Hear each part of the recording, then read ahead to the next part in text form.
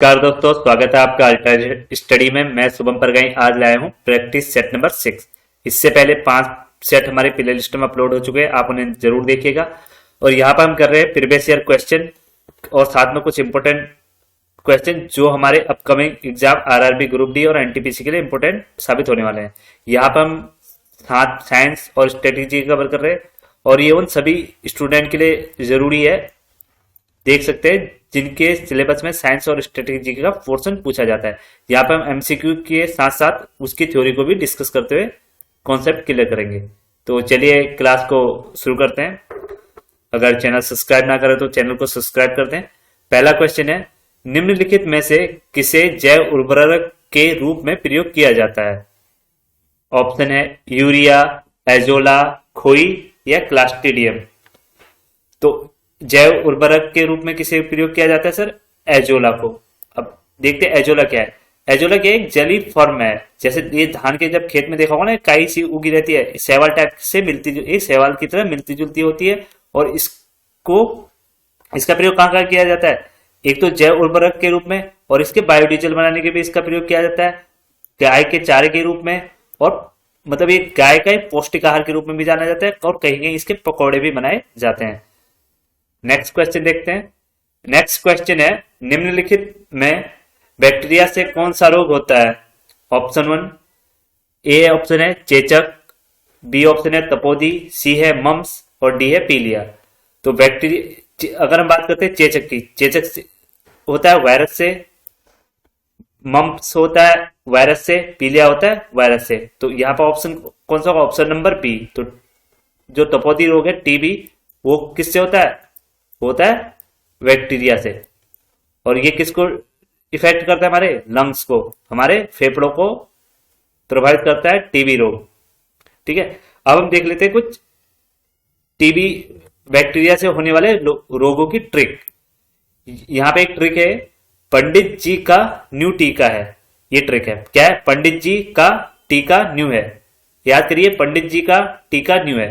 तो इसमें देखते हैं, पौ से होगा प्लेग, डी से होगा डिप्थीरिया, और हम टॉ को क्या लिख रहे हैं? हम टॉ को लिखेंगे टॉ। ठीक है, तो टॉ से होगा टाइफाइड, जी हो गया इंग्लिश में लिखा हुआ सैलेड, का से हो गया काली खांसी, टी से हो गया टिटनिस, टिटनिस या टीबी। टिटनिस अलग है और टीबी अलग है। टिटनिस टीबी, और टीबी को ही क्षय रोग कहते हैं। टी से हो गया टिटनिस, का से हो गया कुष्ठ रोग, कुष्ठ रोग, और न्यू से हो गया निमोनिया, और है से हो गया हैजा। तो ये सारी बैक्टीरियल डिजीज हैं जो बैक्टीरिया से होती है, जैसे प्लेग, बैक्टीरिया, डिप्थीरिया, टाइफाइड, काली खांसी, टिटनेस, टीबी, कुष्ठ रोग, निमोनिया और हैजा। और इसमें जो कुष्ठ रोग है उसे हैंसन डिजीज भी कहते हैं, और निमोनिया और टीबी ये किसको प्रभावित करते हैं? हमारे फेफड़ों को। तो आपको आशा करता हूं ट्रिक पसंद आई होगी। चलिए नेक्स्ट क्वेश्चन की तरफ बढ़ते हैं। अगला क्वेश्चन है, दालें किसका एक अच्छा स्रोत होती हैं? ऑप्शन ए है प्रोटीन, ऑप्शन बी है वसा, ऑप्शन सी है कार्बोहाइड्रेट, ऑप्शन डी है सेलुलोज। तो दालें किसकी सबसे अच्छी स्रोत होती है? होती है सर प्रोटीन की। तो प्रोटीन सबसे ज्यादा कौन सी दाल में पाया जाता है? सोयाबीन में। और जब हम खाना खाते हैं तो सबसे पहले किसका पाचन होता है? हमारे मुंह में होता है कार्बोहाइड्रेट का। कार्बोहाइड्रेट का जब कार्बोहाइड्रेट हमारे सिर में पच जाता है तो टूट कर क्या बनता है? ग्लूकोज। उसी प्रकार अगर वसा टूट कर क्या बनता है? Fatty acid. और प्रोटीन टूटकर क्या बनाता है? Amino acid. और जो सेलुलोज है उसका पाचन हमारी बॉडी में नहीं होता। और जो प्लांट की जो सेल वॉल होती है, कोशिका की बाहरी झिल्ली, वो किसकी बनी होती है? सेलुलोज की। चलते हैं नेक्स्ट क्वेश्चन की तरफ। अगला क्वेश्चन है, प्रकाश संश्लेषण की क्रिया में निम्नलिखित में से कौन आवश्यक है? ऑप्शन ए सूर्य का प्रकाश, option B chlorophyll, option D C carbon dioxide, या ऑप्शन डी ये सभी। तो यहाँ पर आंसर क्या होगा, ये सभी सूर्य के प्रकाश की सहायता से और जो पत्तियों में, प्लांट की पत्तियों में क्लोरोफिल पाया जाता है उसकी और सूर्य की सहायता और कार्बन डाइऑक्साइड तीनों की सहायता से क्या बनाते हैं, अपना भोजन बनाते हैं। और इस जब प्रकाश संश्लेषण की क्रिया होती है उस समय कौन सी गैस बाहर निकलती है, ऑक्सीजन गैस हमें प्राप्त होती है। ठीक है, ऑक्सीजन गैस प्राप्त होती है। और यूज कौन सी गैस करते हैं पौधे, पौधे प्रकाश संश्लेषण की क्रिया के लिए, CO2।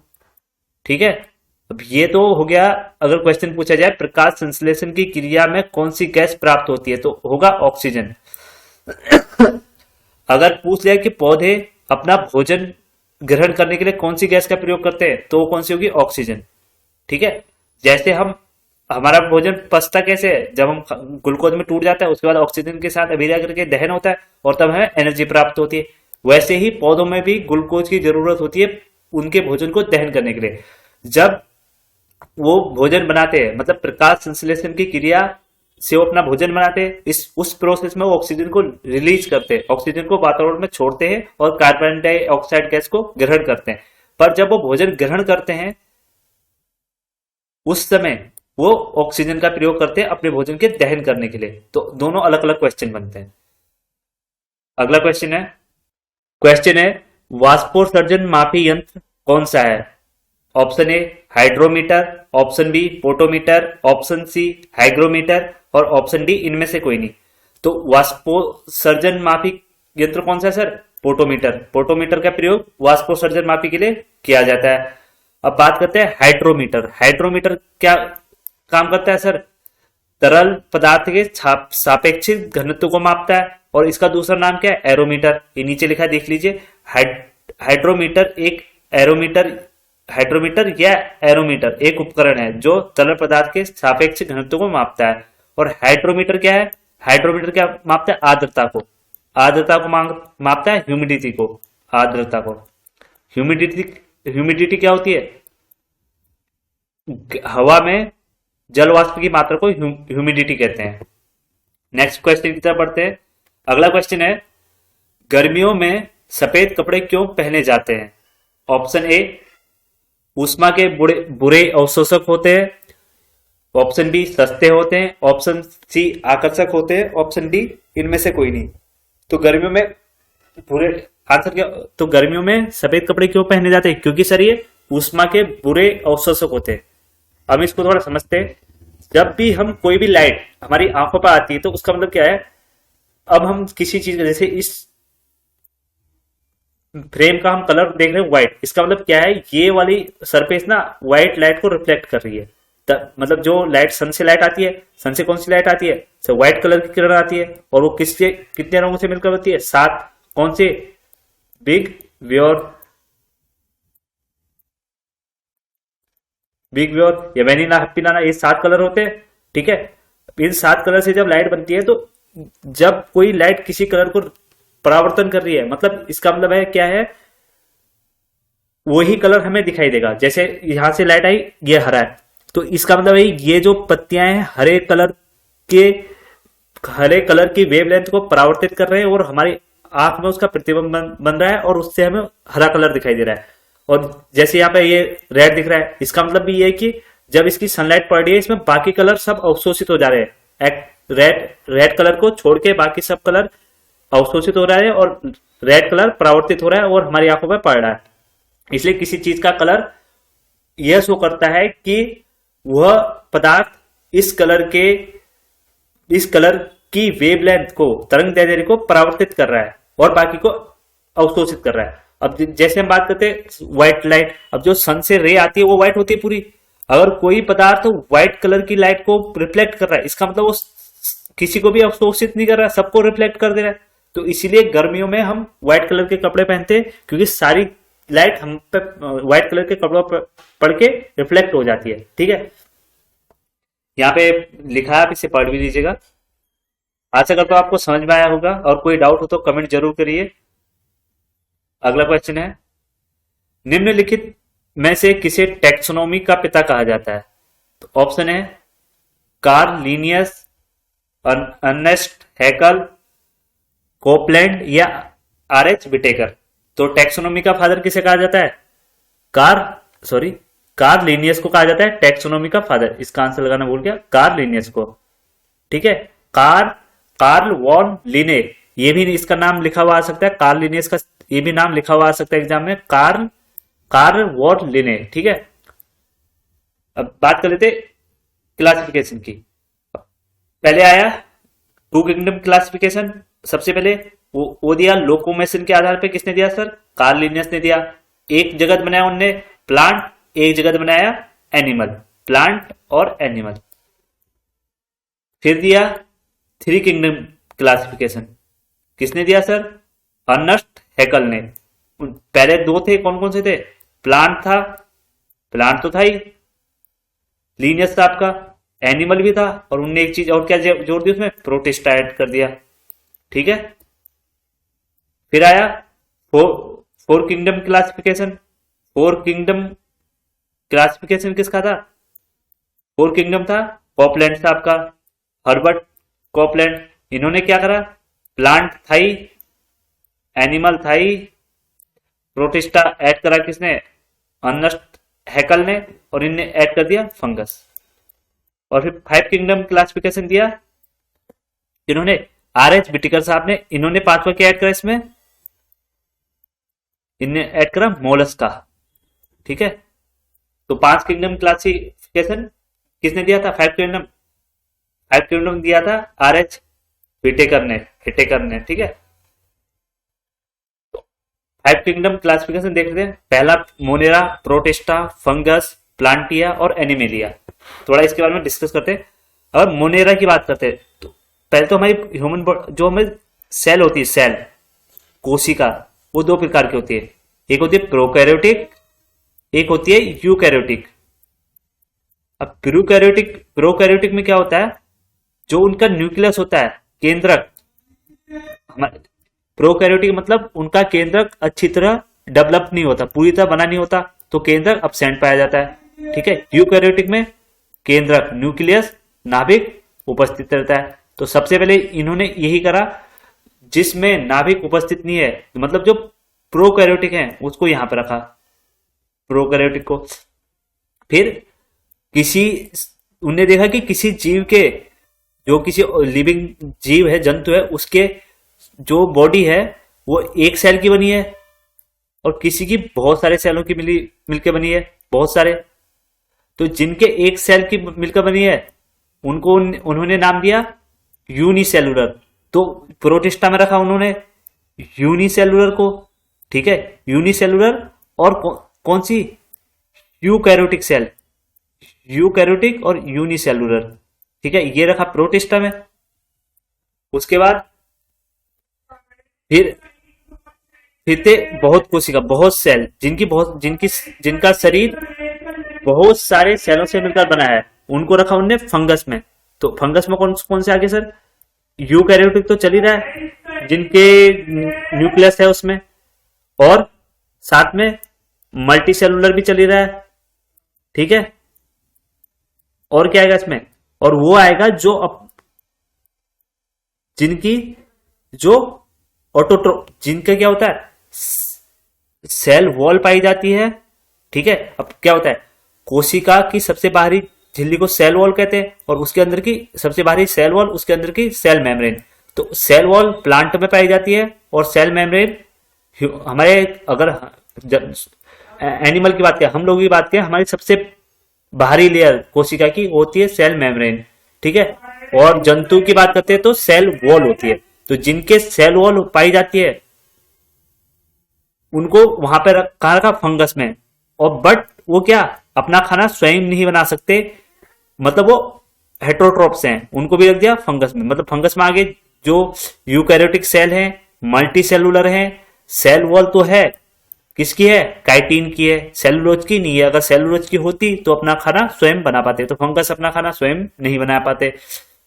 उसके बाद रखा प्लांट में उनको रखा जिनकी यूकैरियोटिक सेल थी। ठीक है, और मल्टी सेलुलर थे।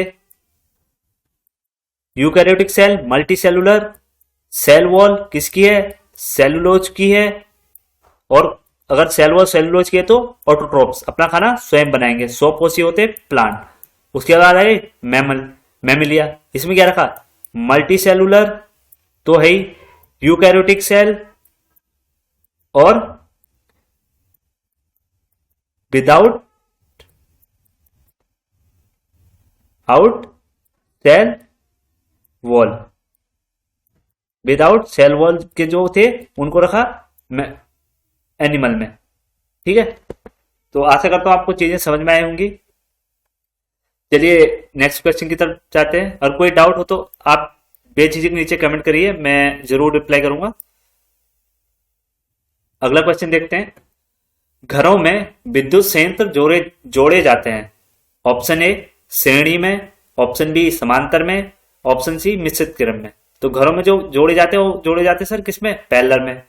अब पैरेलल में क्या होता है, पैरेलल में हमेशा वोल्टेज, पैरेलल में वोल्टेज विभवांतर, वोल्टेज क्या होती है, समान होती है।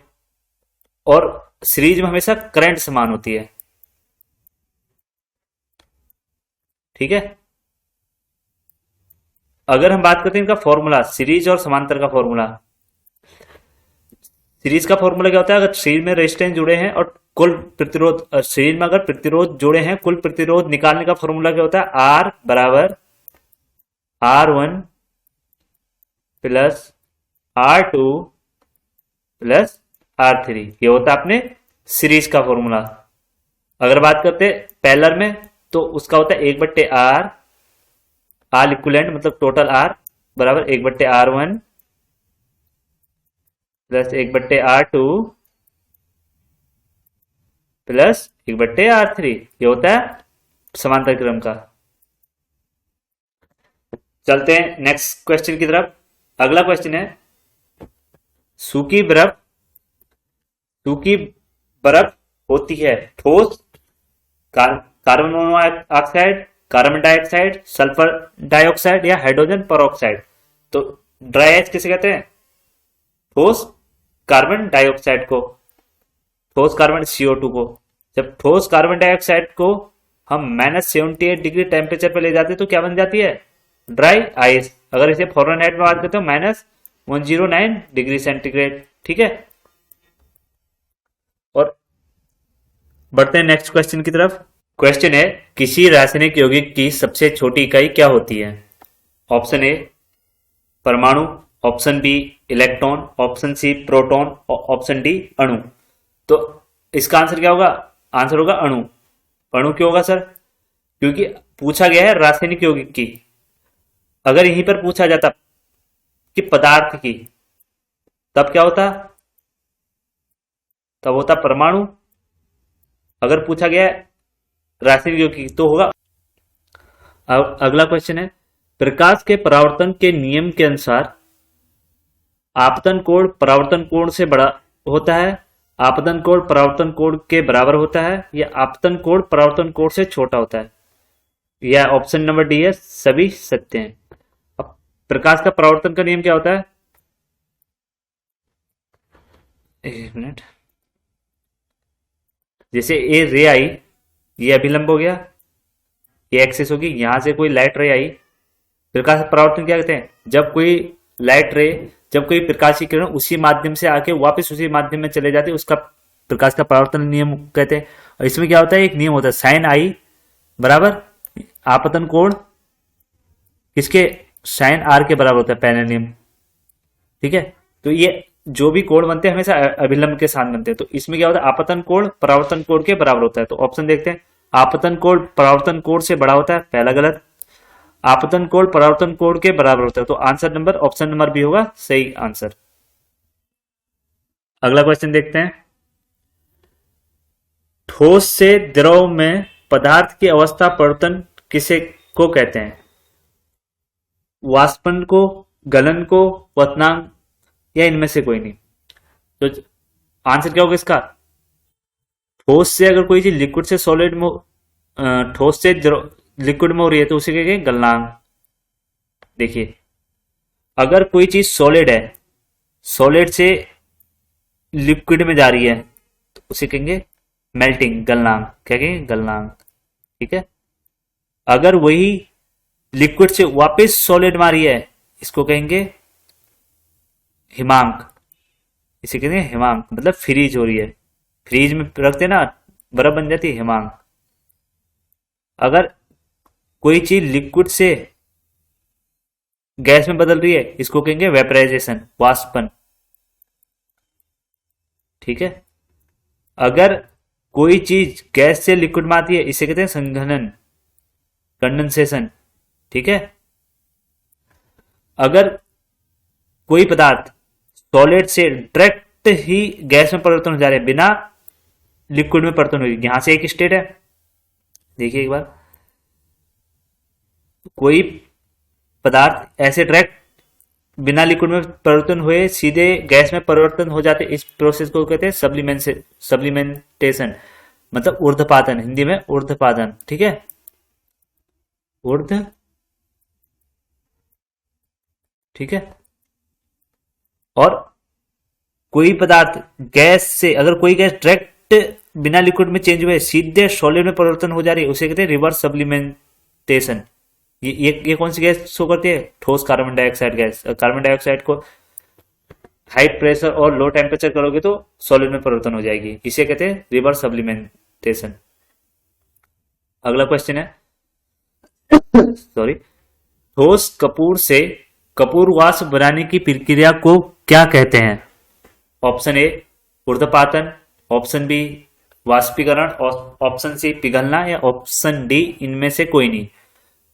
तो क्या कहते हैं इसे कहते हैं ऊर्ध्वपातन, क्योंकि जो कपूर है वो ऊर्ध्वपातन की प्रोसेस को शो करता है। ऊर्ध्वपातन अभी आपको बताया था, अगर कोई चीज सॉलिड से डायरेक्टली गैस में परिवर्तन हो जा रही है, मतलब बीच में एक स्टेट क्या खा गई? लिक्विड। लिक्विड में नहीं चेंज होके डायरेक्ट गैस में हो रहा है सॉलिड, तो उसे कहते हैं ऊर्ध्वपातन। ठीक है।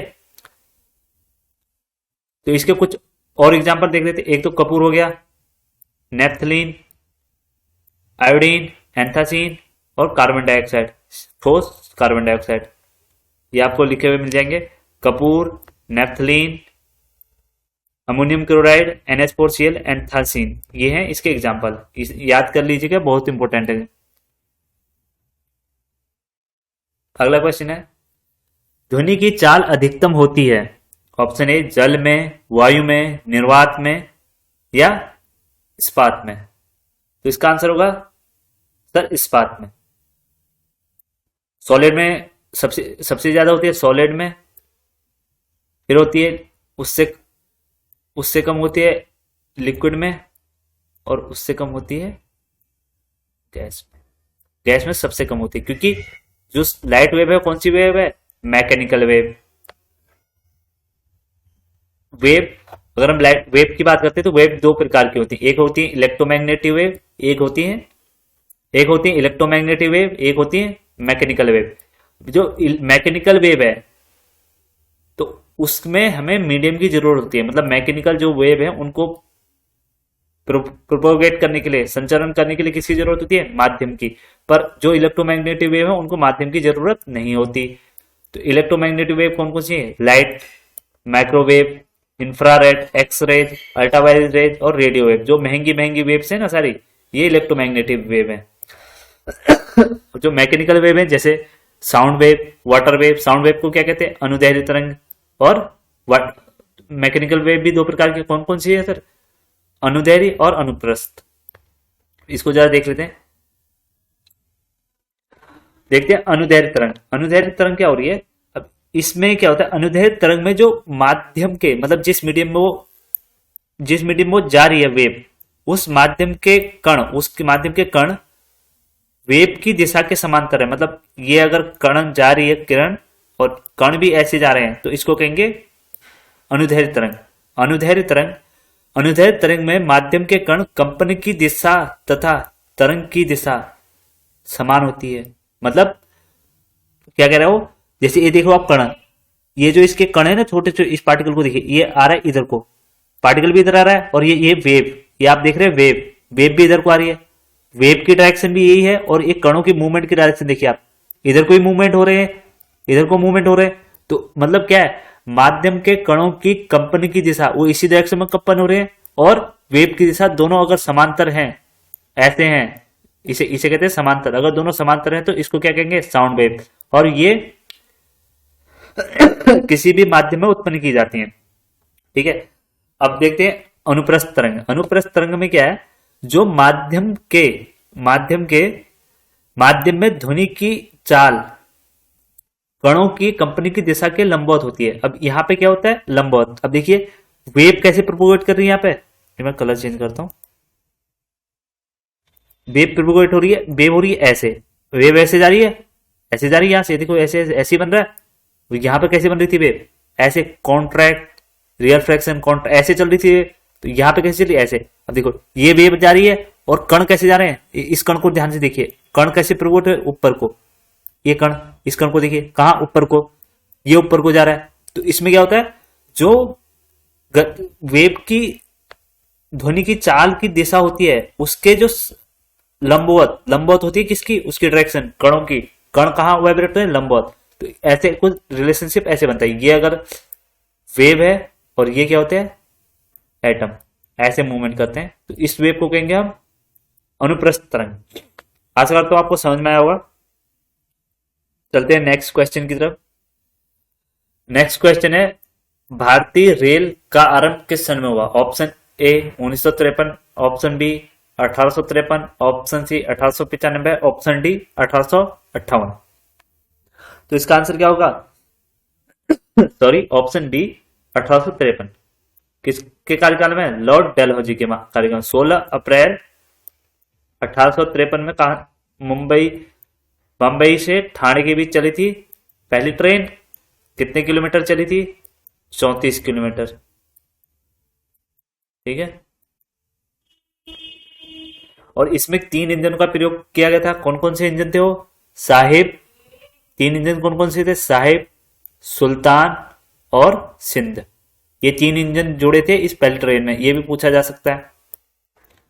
और जो पहली रेलवे वर्कशॉप 1862 में बिहार में खुल गई थी। ठीक है, इनको ये कुछ इंपोर्टेंट पॉइंट है हमारे रेलवे के बारे में। अगला क्वेश्चन, रेल बोर्ड की स्थापना कब की गई। ऑप्शन ए 1915, 1903, 1899 या 1805। सॉरी 1905। तो रेल बोर्ड की स्थापना कब की गई सर, 1905 में। रेलवे बोर्ड, भारत की पहली रेल 1853 और रेल बोर्ड की स्थापना 1905 में की गई। अगला क्वेश्चन है, भारतीय रेल का राष्ट्रीयकरण कब हुआ। Option A 1950, option B 1898, option C 1950, 1955, option D 1960। तो भारतीय रेल का राष्ट्रीयकरण कब हुआ, 1950 में। रेल बोर्ड की स्थापना 1905 में हुई और उसका राष्ट्रीयकरण हुआ रेलवे का 1950 में। ठीक है, सॉरी, अगला क्वेश्चन है, स्वतंत्र भारत का पहला रेल बजट किसने प्रस्तुत किया। किसने प्रस्तुत किया सर, हमारे पहले रेल मंत्री कौन थे, जॉन मैथाई। तो पहला रेल बजट किसने प्रस्तुत किया, जॉन मैथाई ने। और सबसे ज्यादा बार किसने करा, अभी तक 6 बार लालू प्रसाद यादव ने। और फीमेल रेल मंत्री जिनने पहली बार बजट प्रस्तुत करा वो है ममता बनर्जी। अगला क्वेश्चन है, रेलवे बजट को सामान्य बजट से किस वर्ष अलग कर दिया गया। कब कर दिया गया, 1924 में। और वापस कब इसको अलग तो करा गया 1924 में, वापस कब इसको मिला दिया गया यूनियन बजट में, 2017 2017 में करंट गवर्नमेंट ने। ठीक है, तो कुछ इंपोर्टेंट पॉइंट देख सकते हैं। जो भारत सरकार ने 21 सितंबर 2016 में क्या बिल पास कर दिया था, बिल को कैबिनेट से मंजूरी मिल गई थी 21/2016 को, कि अब रेल बजट और यूनियन बजट एक ही होगा। और ये पहली बार पेश कब करा गया, 1 फरवरी 2017 को। ठीक है, तो 2016 को इसको मंजूरी मिली थी 21 सितंबर में, और पेश कब करा गया था, 2017 को, 1 फरवरी 2017 को। और एक किसकी सिफारिश में, किस कमेटी की, एडवर्थ कमेटी की सिफारिश में रेल बजट को और यूनियन बजट को एक ही कर दिया गया। तो आज क्लास यहीं पे समाप्त करते हैं। Thank you so much. Channel को सब्सक्राइब कर दें और वीडियो को शेयर कर दें।